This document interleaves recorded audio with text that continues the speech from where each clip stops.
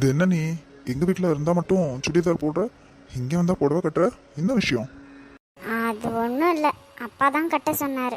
இல்லைன்னா எனக்கு சாரி எல்லாம் பிடிக்காது. நீ சுடியே போடு, சாரி கட்டினா பெரிய ஆண்டி மாதிரி இருக்க. அவ்வளவு கேவலமாவா இருக்கேன்? அதை வேற நான் என் வாயால் சொல்லணுமா? உனக்கு சுடிதார், அப்புறமா வெஸ்டர்ன் வேர், மாடர்னாக இருக்கிற ட்ரெஸ்ஸஸ் தான் நல்லா இருக்கு. சாரி எல்லாம் வேண்டாம். அப்படியா? ஆனா இது வரைக்கும் யாரும் என்கிட்ட சாரி எனக்கு நல்லாவே இல்லைன்னு சொன்னது இல்லையே. அப்புறம் உன் இஷ்டம், நான் சொல்ல வேண்டியது சொல்லிட்டேன். சரி சரி, உடனே கோவப்பட்டுறாதீங்க. சாரி கட்டல. அது இருக்கட்டும், என்ன எத்தனை நாளைக்கு இங்கேயே உட்காந்து இருக்கிறது? வீட்டுக்கு போகணும். நான் வேற காலேஜ் லீவை போட்டு உன் பேச்சு கேட்டுன்னு இங்கே உட்காந்து இருக்கேன். பயங்கர போர் அடிக்குது. எனக்கும் போர் தான் அடிக்குது. அப்பா கிட்ட சொல்லியிருக்கேன், இன்னைக்கு கிளம்பிடலாம். முதல்ல அந்த வேலையை பண்ணம்மா, உனக்கு பெரிய கும்பிடு. ஆமா, நான் ஒரு விஷயத்தை பத்தி கேட்டா தப்பா நினைக்க மாட்டியே? இது உன் பர்சனல், அதான் உங்ககிட்ட பெர்மிஷன் கேட்குறேன். என்ன, எதை பத்தி கேட்க போறீங்க? இவங்க உனக்கு அம்மா இல்லையா? இவங்க என்னோட சித்தி. என்னோட அம்மா இறந்துட்டாங்க. எங்க அப்பா இவங்கள ரெண்டாவதா கல்யாணம் பண்ணியிருக்காங்க. ஓ அப்படியா? சாரி, கேட்கணும்னு தோணுச்சு, அதில் தான் கேட்டேன். இதெல்லாம் என்ன இருக்கு? இப்போ நீங்க என்னோட ஹஸ்பண்ட், என்னை பத்தி தெரிஞ்சுக்கிறதுல தப்பொன்னும் இல்லையே. அவங்களுக்கு பசங்க? அவங்களுக்கு பசங்கெல்லாம் யாரும் இல்லை. அதால தான் நான் இன்னும் இந்த வீட்டில் இருக்கிறேன்னு நினைக்கிறேன். பசங்க இருந்திருந்தாங்கன்னா என் கதை முடிஞ்சது. உன்னை நல்லா பார்த்துக்கிட்டாங்களா? கேட்கும் போதே அவ்வளவு தயங்குறீங்க. தெரியும் தானே ஒரு சித்தினா எப்படி பார்த்துப்பாங்கன்னு. அந்த மாதிரி எல்லாம் நல்லாவே பார்த்துக்கிட்டாங்க என்ன. விளையாடாம சொல்லு. எங்கள் அப்பா சொத்தெல்லாம் என் பேரில் எழுதி வச்சுட்டு இருக்காரு. அந்த சொத்துக்காக தான் அவங்க இவ்வளோ நாள் பிரச்சனை பண்ணியிருந்தாங்க. அந்த சொத்தையே நான் அவங்களுக்கு தரேன்னு சொல்லிட்டேன். அப்போ தான் அவங்களுக்கு என்ன ஏதுன்னு புரிஞ்சிச்சு போல. அப்புறமா என்கிட்ட நல்லா தான் நடந்துக்கிறாங்க. அப்போ சொத்து எழுதி கொடுத்துட்டியா? ஏன், உங்களுக்கு வேணுமா? என் கை காலில் நல்ல தெம்பு இருக்கு. கடைசி வரைக்கும் உன்னை உட்கார வச்சு சோறு போடுவேன், சரியா? சாரி சாரி, சும்மா தான் கேட்டேன். எனக்கு தெரியும் நீங்கள் என்னை உட்கார வச்சு சோறு போடுவீங்கன்னு. இல்லை, எழுதியெல்லாம் தரல, வேண்டான்னு சொல்லிட்டாங்க. இவங்களுக்கு ஒரு தம்பி ஒரு அம்மா இருக்காங்க. அந்த தம்பிக்கு தான் என்னை கட்டி அந்த சொத்தை ஃபுல்லாக இவங்களே எடுத்துக்கலான்னு பிளான் போட்டாங்க. அந்த கல்யாண விஷயம் எங்கள் அப்பாவுக்கு பிடிக்கல. அவர் அதில் கொஞ்சம் ஸ்ட்ராங்காக இருந்ததால் அது முடியாமல் போச்சு. இங்க நீ ரொம்ப கஷ்டப்பட்டியோ? ம், ரொம்ப. எனக்கு என்ன சொல்றதுன்னு தெரியல. உனக்கு இப்படி ஒரு பேக்ரவுண்ட் இருக்கும்னு நான் கொஞ்சம் கூட எதிர்பார்க்கல. உன்னை நான் நிஜமா கல்யாணம் பண்றதுக்கு ஒரே ரீசன் எங்க அப்பா தான். அவருக்கு பிடிச்ச பொண்ணு, அதுவும் இல்லாம அவரோட ஃப்ரெண்டோட பொண்ணுன்றதால அவருக்கு ரொம்ப பிடிச்சி போச்சு. அதால தான் நான் என்ன ஏதுன்னு கூட விசாரிக்காம கல்யாணம் பண்ணேன். உன்கிட்ட நான் தப்பா நடந்திருந்தா இல்லை நீ ஹர்ட் ஆகுற மாதிரி பேசியிருந்தா ஐம் ரியலி சாரி. உனக்கு எப்படி ஒரு பேக்ரவுண்ட் இருக்கும்னு நான் கொஞ்சம் கூட எதிர்பார்க்கல. It's okay. நான் இதெல்லாம் சொல்லி எனக்கு உங்ககிட்டேருந்து ஒரு சாஃப்ட் கார்னர் வேணும்னெல்லாம் நான் எதிர்பார்க்கல.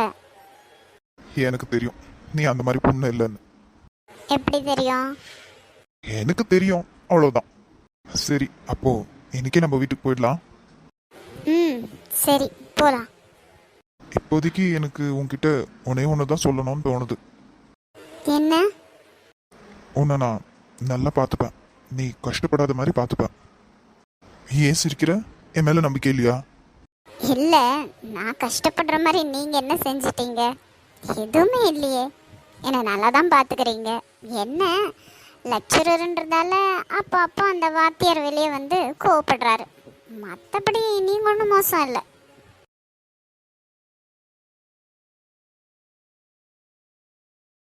பைரவி, கிருத்திகாவும் ஸ்ரீயும் நல்லா இருக்காங்க தானே? நல்லா பார்த்துக்கிற தானே நீ?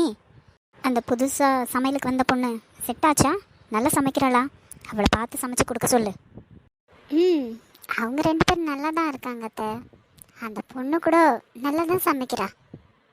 நான் உங்ககிட்ட ஒரு விஷயத்தை பற்றி பேசணும். நீங்கள் யாரும் அதை கண்டுக்கவே இல்லாத மாதிரி தெரியுது.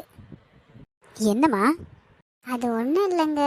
நம்ம ரெண்டு மருமகளுங்களுக்கும் 5 மாதம் ஆக போகுது, சீமந்தம் பண்ணலான்னு தான். ஆமாம்ல, நான் கூட மறந்தே போயிட்டேன் பாரு. அதுக்கு தான் இந்த மாதிரி ஒரு பொறுப்பான மருமக இருக்கணும்னு சொல்கிறது. தாராளமாக பண்ணலாம் பைரவி. நம்ம மருமகளுங்க சந்தோஷப்படுவாளுங்க. அவங்க சந்தோஷப்பட்டா நம்ம பேரனோ பேத்தியோ அதுங்களும் சந்தோஷப்படும்ல. அதுக்கு என்னென்ன தேவையோ எல்லாம் வாங்கி கொடுறா பிரகாஷ். சரிம்மா, அதை நீங்கள் சொல்லணுமா? எல்லாத்தையும் நான் வாங்கி தரேன். என்ன எல்லாம் குடும்பமாக ரொம்ப சந்தோஷமாக இருக்கிற மாதிரி தெரியுது. ஏன் பெரியம்மா, நாங்கள் சந்தோஷமாக இருந்தால் உங்களுக்கு பிடிக்காதா என்ன? பிடிக்காம எப்படிடா? எனக்குன்னு யார் இருக்கீங்க? நீங்கள் மட்டும்தானே. நீங்கள் சந்தோஷப்பட்டா நானும் சந்தோஷப்பட போகிறேன். இதில் என்ன இருக்குது? ஆனால் என்ன, நான் சந்தோஷப்பட்டாதான் என் கூட சந்தோஷப்பட இந்த வீட்டில் யாரும் இல்லை. ஏன் பெரியம்மா இப்படியெல்லாம் பேசுறீங்க? நாங்கெல்லாம் இல்லையா?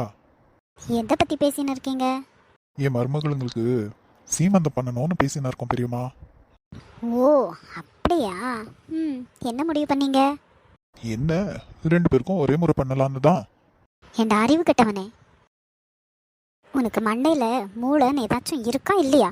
எதுக்கு 2 பேருக்கும் ஒரே முறை செஞ்சுன? ஏன் பெரியம்மா, 2 பேரும் மாசமா இருக்காங்கல்ல, கிட்டத்தட்ட ஒரே மாசம்தான். அதான் ஒரே முறை பண்ணிடலான்னு. எதுக்கு 2 செலவு? அவங்க ஏன் அப்படி சொல்கிறாங்கன்னு எனக்கு நல்லா தெரியும். எதுக்குடி? எதுக்கு சொல்லு. என்ன தெரியும் உனக்கு? என்ன தெரியும்? நீங்கள் ஏன் 2 பேருக்கும் ஒரே முறை செய்யக்கூடாதுன்னு சொல்கிறீங்கன்னு தெரியும். இங்கே பாருடா பிரகாஷ், நான் ஒரு அர்த்தத்தில் சொன்னால் உன் பொண்டாட்டி ஒரு அர்த்தத்தை எடுத்துக்கிறா. நீ சும்மா இரு பைரவி, நீங்க சொல்லுங்க பெரியம்மா. அதுக்கு இல்லைடா, கிருத்திகா நம்ம வீட்டு பொண்ணு, அவளுக்கு தனியாக செஞ்சு உன் மருமகளுக்கும் தனியாக செஞ்சா நல்லா இருக்கும்ல. இதுல என்ன பெரியம்மா, நம்ம வீட்டு பொண்ணு வேற வீட்டு பொண்ணுன்னு 2 பேருமே ஏன் மருமகளுங்க தான். புரியுது, 2 பேருமே உன் மருமகளுங்க தான். ஆனால் தகுதின்னு ஒன்று இருக்குல்ல. என்ன பெரிய தகுதி இருக்கு? நீ சும்மா இருடி, உனக்கு ஒன்றும் தெரியாது. என்ன ஒன்றும் தெரியாது? எனக்கு எதுவும் தெரியாமல் இருக்க. நான் என்ன சின்ன குழந்தையா? இங்கே பாருங்க பெரியத்த, நீங்கள் இதெல்லாம் உங்களோட வச்சுக்கோங்க. என் வீட்டில் என்ன செய்யணும், என் 2 மருமகளுக்கும் எப்படி செய்யணும்னு எனக்கு தெரியும். இப்படியெல்லாம் நான் என்றைக்குமே 2 பேரையும் பிரித்து பார்த்ததில்ல. எங்களுக்கு 2 பேருமே ஒன்று தான். நீ ஒரு பிச்சைக்காரி, இந்த வீட்டுக்கு எப்படி வந்த? ஒன்றும் இல்லாமல் தானே வந்த. அதனால தான் ஒன்றும் இல்லாத மருமகளை பார்த்து தலையில் தூக்கி வச்சு நாடு. ஆனால் கிருத்திகா அவள் பரம்பரை பணக்காரி. அவளுக்கும் ஒன்று நடத்தணுமா? அக்கா, என்ன பேசுகிற நீ? இல்லை எனக்கு புரியல, என்ன பேசுகிற? அவள் சொன்ன மாதிரியே அவங்க 2 பேரும் ஒன்று தான். நீ ஒரு பைத்தியக்காரி, உன் மருமக சொல்கிறது தான் உனக்கு வேத வாக்கு. எனக்கு அப்படி கிடையாது. எதுவாக இருந்தாலும் நான் உண்மையாக தான் பேசுவேன். கிருத்திகாவும் ஸ்ரீயும் ஒன்றா? நீங்கள் இப்படி பேசுகிறீங்கன்னு என் பையனுக்கு மட்டும் தெரிஞ்சது உங்களை உண்டில் ஆக்கிடுவான். ஆமாம் ஆக்குவான். ஏன் ஆக்க மாட்டான்? அது வரைக்கும் என் கையை நான் பூ பறிச்சுட்டு இருக்குமா? என்ன பெரியம்மா இது, உங்க வயசுக்கு ஏத்த மாதிரி நடந்துக்குங்க. நீங்க ஏன் இப்படி சின்ன பசங்க மாதிரி நடந்துக்கிறீங்க? எது? நான் எவ்வளோ முக்கியமான விஷயத்தை பற்றி பேசின்னு இருக்கேன். நான் சின்ன பசங்க மாதிரி பேசுகிறேன்னா?